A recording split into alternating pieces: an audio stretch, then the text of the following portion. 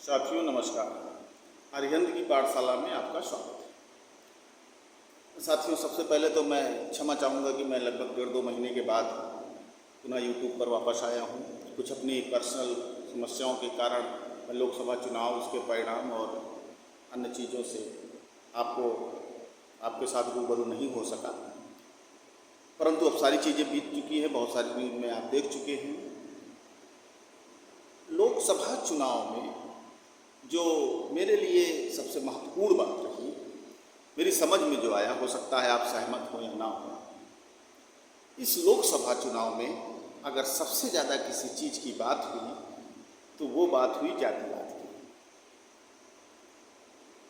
साथियों, पिछले 1-2 चुनाव से जातिवाद जो था वो धीरे धीरे कम हो रहा था।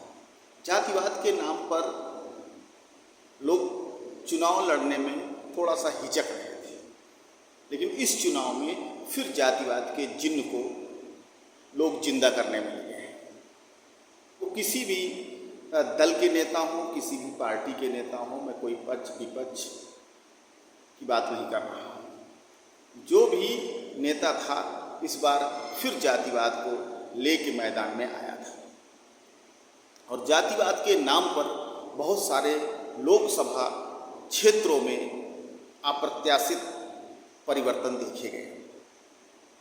ऐसे भी प्रत्याशी चुनाव हार गए जिन्हें इस बात का विश्वास था कि हम चुनाव जीतेंगे, काम अच्छा किया है, चुनाव जीतेंगे, विकास के मुद्दे पर चुनाव जीतेंगे, ईमानदारी के मुद्दे पर चुनाव जीतेंगे। लेकिन ये सब कुछ इस बार जातिवाद के नाम पर छोटा पड़ गया। मुझे इस बात का दुख है क्योंकि जो ये नौयुवा पीढ़ी है इस देश की, उसने जातिवाद को खत्म करने के लिए काफ़ी प्रयास किया है। जो नौयुवा पीढ़ी है वो किताबें पढ़ रही है, वो समाज में, शहर में, गांव में बाहर निकल रही है और उसने आपस में ऊंच नीच का भेदभाव कम करने की बहुत कोशिश की। मैं भी देखता हूँ इस बात को कि जो पहले जिस तरीके से आज के 20 साल पहले, 30 साल पहले जिस तरीके की जातिवादी भावनाएं कुछ थी, वो जातिवादी भावनाओं का प्रतिशत कम हुआ है। परंतु इस चुनाव में जिस तरीके से जातिवाद को जिंदा करने की कोशिश की गई, वो फिर से समाज में एक तरीके का जहर घोला जा रहा है।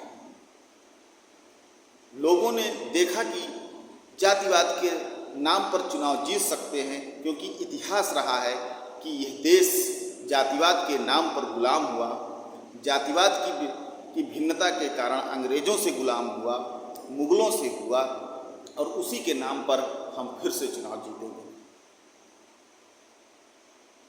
ये जातिवाद का जो जिन्न है, ये हमारे देश में एक तरीके से इतनी बड़ी बीमारी है, इतना बड़ा इसका ये जहर है, जिसके कारण फिर से हम नवयुवा, जो इस देश के नवयुवा जो हैं, उन नवयुवाओं में फिर से एक दूसरे के विरुद्ध खड़ा करने की कोशिश की जा रही है।